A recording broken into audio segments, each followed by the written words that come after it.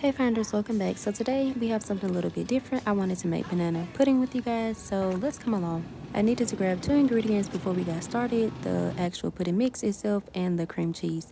These are all the other ingredients that I already had at home that you will also need: some bananas, vanilla wafers, 2 cups of milk, whipped cream, vanilla extract, a can of condensed milk, and then all of these kitchen supplies: some bowls, a pan, a spatula, a knife, a cutting board, a mixer, and then we can get started. Please excuse how I look. I desperately needed to twist my hair, but I really wanted to make this on camera with you guys, so I just went for it.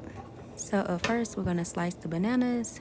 I did take off the bad end because I didn't want it, but if you keep it, it's not gonna hurt you. So I do start off by cutting off both ends, and then I just slice them up kind of thick, kind of small. It just depends on if you like chunky bananas or thin sliced bananas. It's totally up to you. I decided to slice 3 bananas for this recipe, but of course you can add more or take away some, just depending on how many bananas you actually want. So as far as assembly, the first thing you would do is put the vanilla wafers inside the pan. I like to lay mine flat with the round side facing up, just because in my mind this kind of creates a solid flat foundation on the bottom. And when you're finished, they will all look just like that.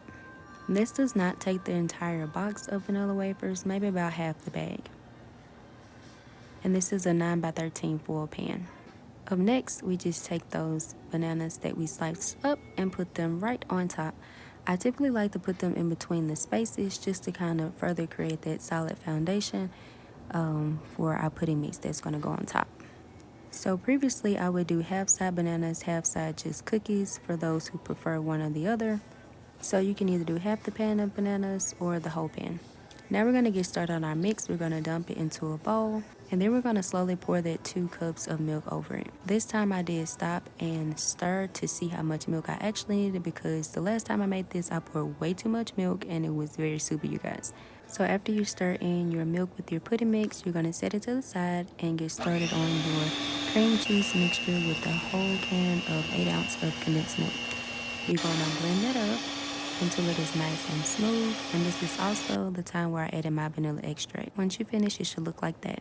Now this is where it becomes super easy. You literally just take that pudding mix it with the cream cheese and condensed milk mix, and then fold in your whipped cream topping with that.